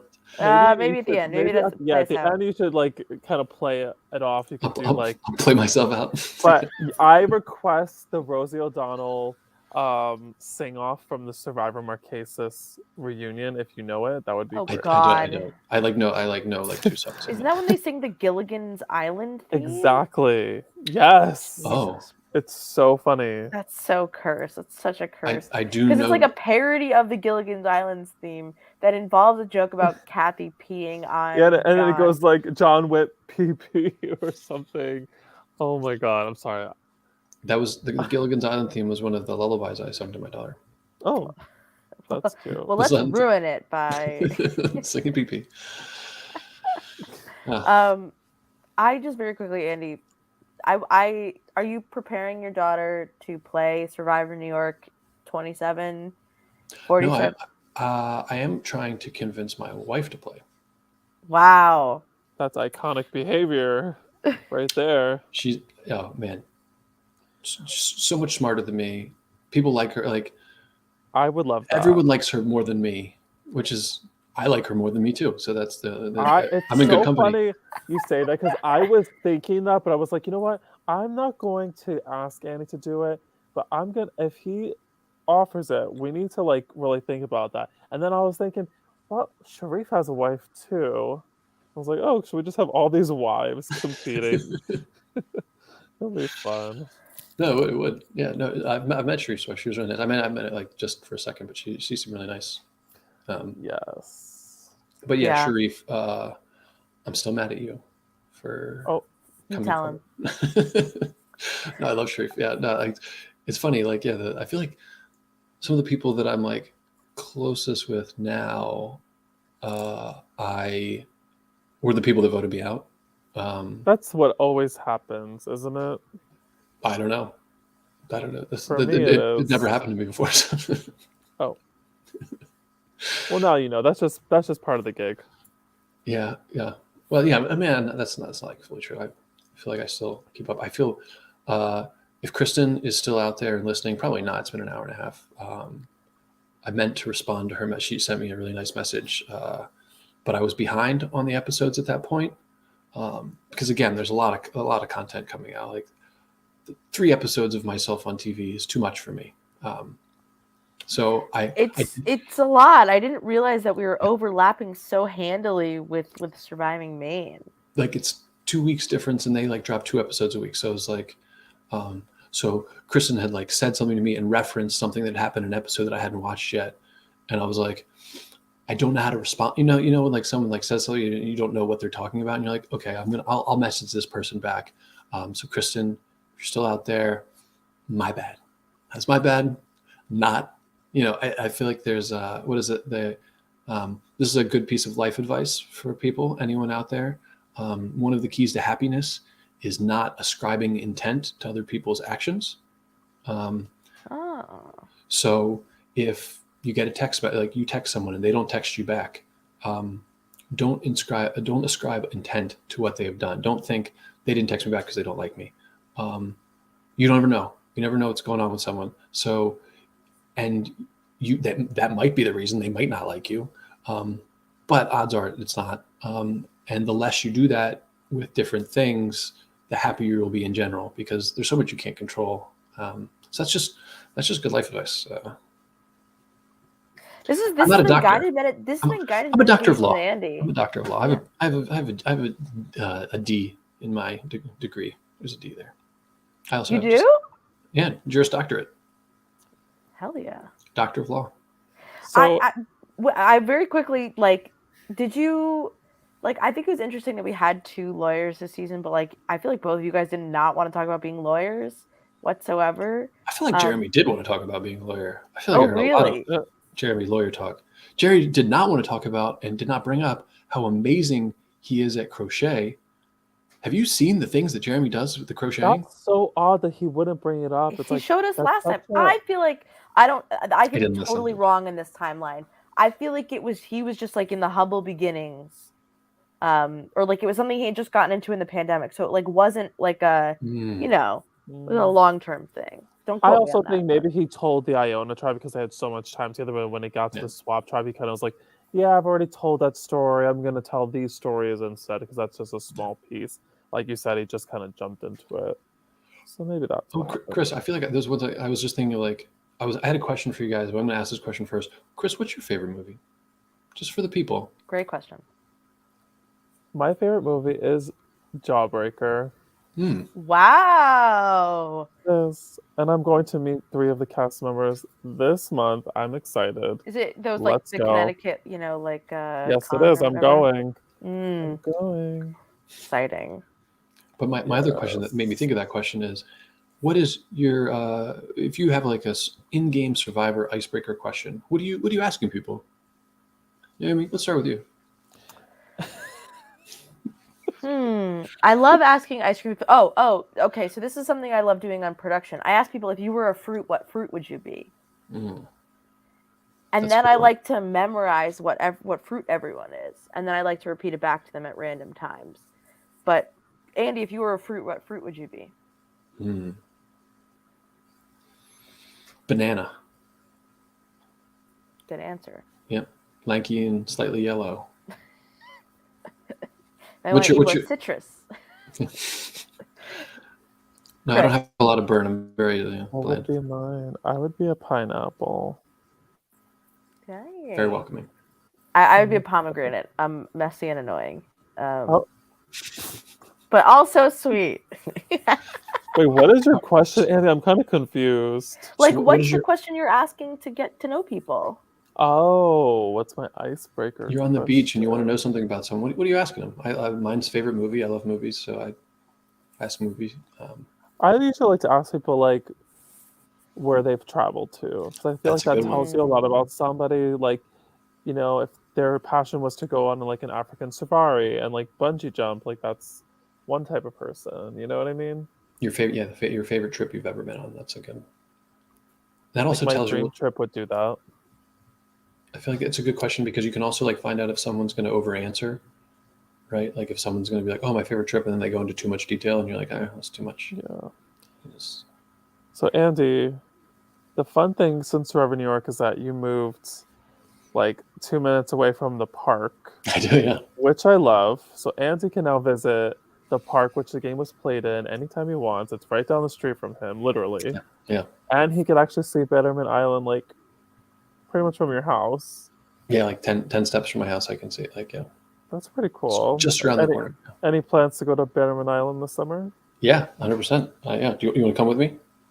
Of You be my course. tour guide? Yeah. I'm telling you, I think we should do. first. Chris messaged me. He's like, "Do you think people would be interested in going to see Bannerman Island as a group?" And I was like, "This is like a school field trip, and I'm so excited. I would love to go." And then can we like vote people off Yeah. the boat? Or Let's do it. We'll I'll kick hold people up with overboard. Council right on the boat. Because it's like, Naomi, you've always seen it on the train, right? Like you see it, but it's like Yeah, every time I take the train, I will go past it to my parents' house, and I will see it, and I'll look for it. That used to be my commute to work when I would go to Moo-Moo's. Is you go through Beacon, New Hamburg to Cold Spring, and you see it. And nobody ever really thinks, oh, I should go there. And the whole trip is literally just an hour and a half, pretty much. From the boat ride there, you're on the island for a little bit, and then the boat ride back. So it's really not a big time commitment. Well, And it's only $45. Here's another question. You don't have to answer this, but production-wise, what's the next season? What do we have in store? When's casting begin? What's going down?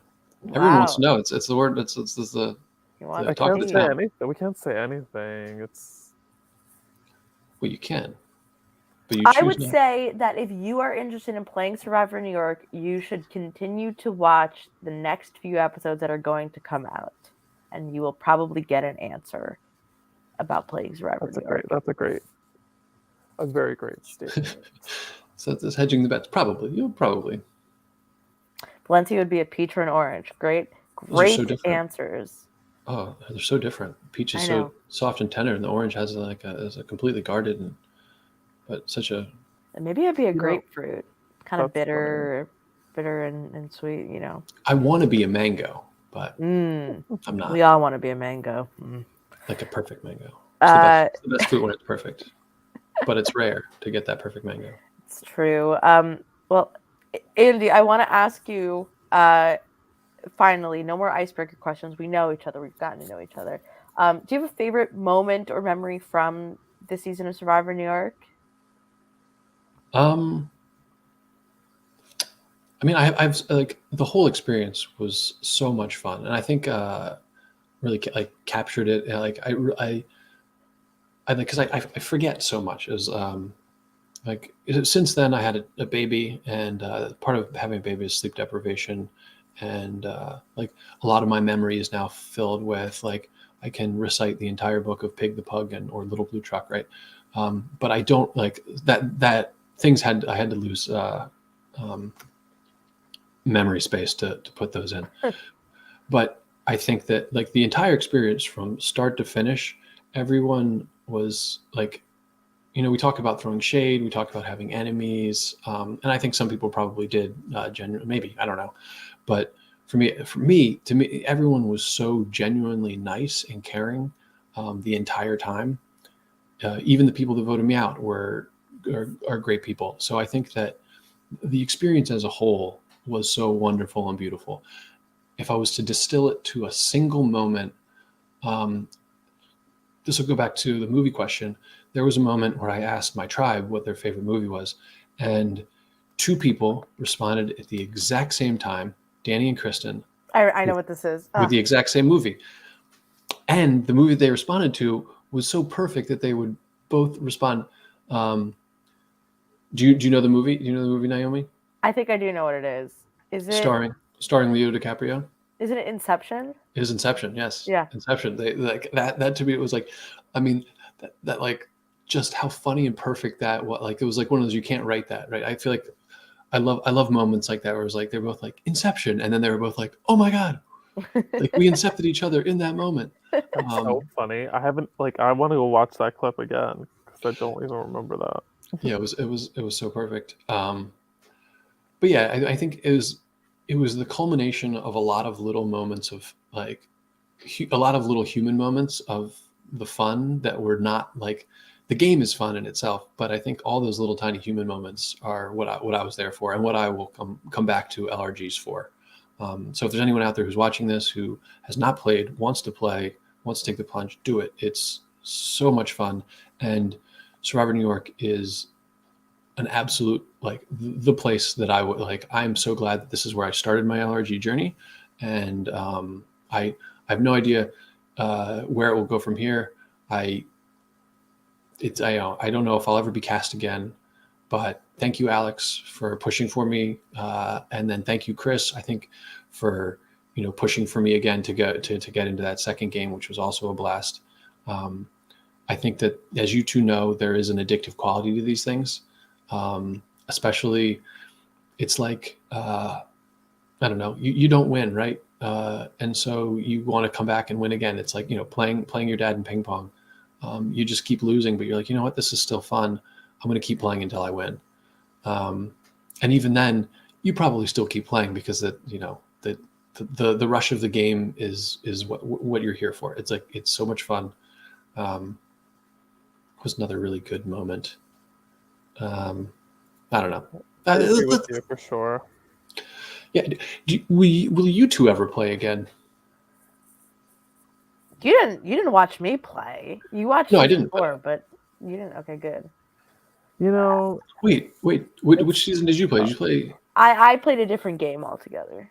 Okay. Naomi played Real Foot. No, I didn't. Let's move on. Ooh. I'm going to the Facebook page right after this. Go to Survivor Buffalo. I am watch dying. from season 1. Oh yeah, no, that was the one time that you could watch Naomi play for like many episodes. She won an immunity challenge, which is iconic, and it was a fun challenge. Yeah, But and I that was want to the see memory you box play challenge. again, and I just want to see you get to like the final treble. Like how I really want to see Laura play again, but like actually make it to a merge. Like just like little things like that would like tickle my fancy. Surviving Maine Um, casting right now, Naomi. I don't know. No, I notoriously love sleep. Yeah. yeah. I feel like I would want to. Actually, I'm really interested in. And yeah, I don't. I assume that you don't have time for the show because you have a child. But the Korean reality show, The Genius. Hmm. I've heard that people are doing the Genius style games. I would be interested in like a Big Brother or a Genius game. I think as much as I love Survivor, I don't really love the outdoors. As you know, I was a Girl Scout. I put my time in the woods, you know, and that part doesn't appeal to me quite as much. Surviving Brooklyn South. What are you doing? It's only a day. I played season 1, baby. I Yeah. already did it, and I'm not doing it again. Honestly, Naomi, if you can figure a way for us to do a Genius game, I won't host it, but I can help you There's one. produce Oh, it. I can help I'm you not put smart it enough. They're together. doing one in Massachusetts that I hope to apply for. Well, that's fun. And my friend Nick Fishman makes wonderful, wonderful Genius style Oh man. games. Steven I Stewart don't. would be really I have, good a, at that too. I have a funny Nick Fishman story. I don't really know Nick Fishman very well, Yes. but I played Mafia. Rob with Jordan. You know, Jordan Kalish Yeah. has the Mafia group, and I played one of those games, and I was Mafia with Nick Fishman, and in an attempt to in an attempt to like make it seem like I didn't like tell him, but like I basically voted for him, thinking that he wasn't gonna like no chance he would get enough votes, and then people wouldn't think that, but he did get enough votes, and he got eliminated, and he was not happy. He was very mad at me. I still feel bad about it. Sorry, Nick. I still, yeah. That's He was not legendary. pleased. I ruined his night. But yeah. So just when you said that, I was like, oh man, I know that guy.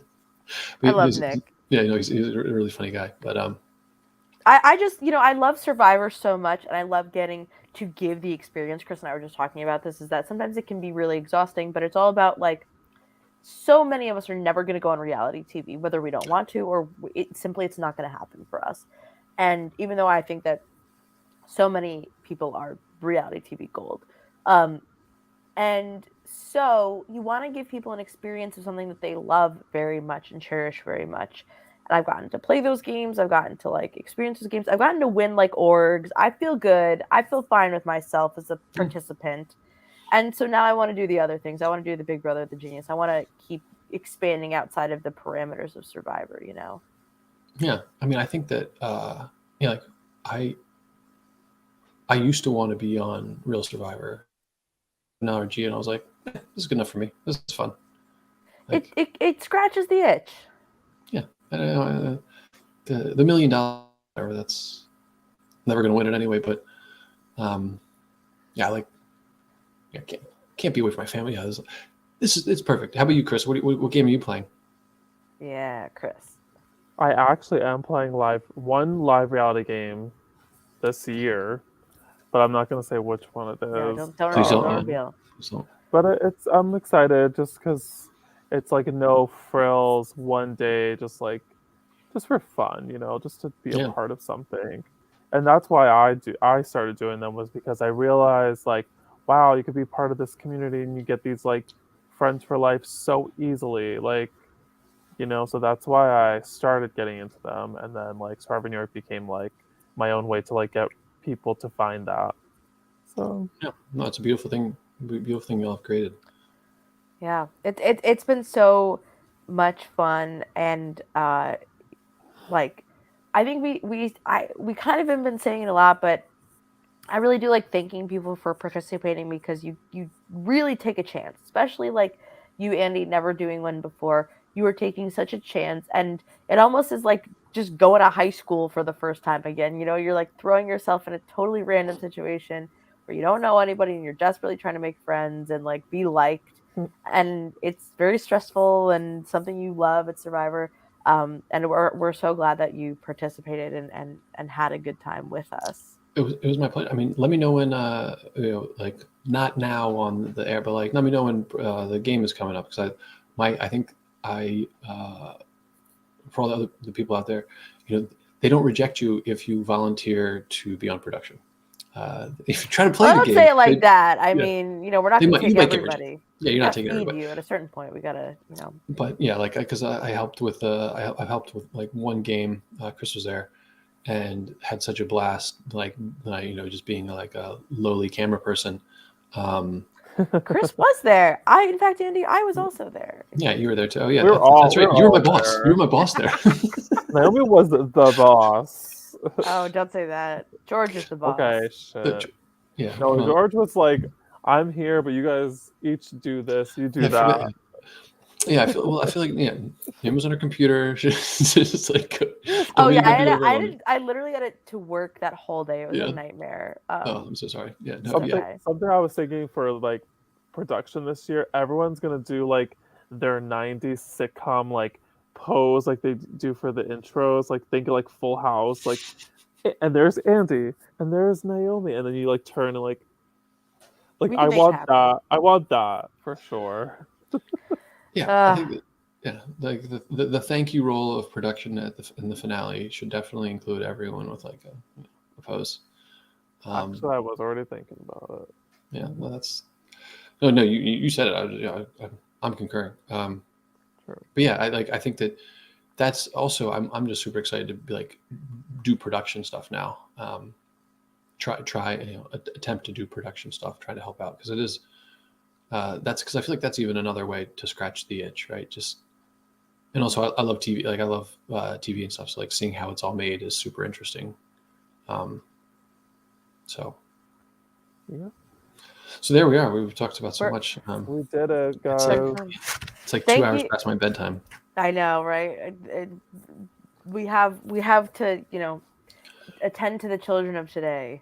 What's the longest? Who went the longest so far? You. I think it's you. I think you just beat Jeremy. You just eked out Jeremy. We've been just chit chatting. That's why. Yeah. 'Cause it felt like more course. like this is more of like Of just course, like I beat Jeremy. group of friends.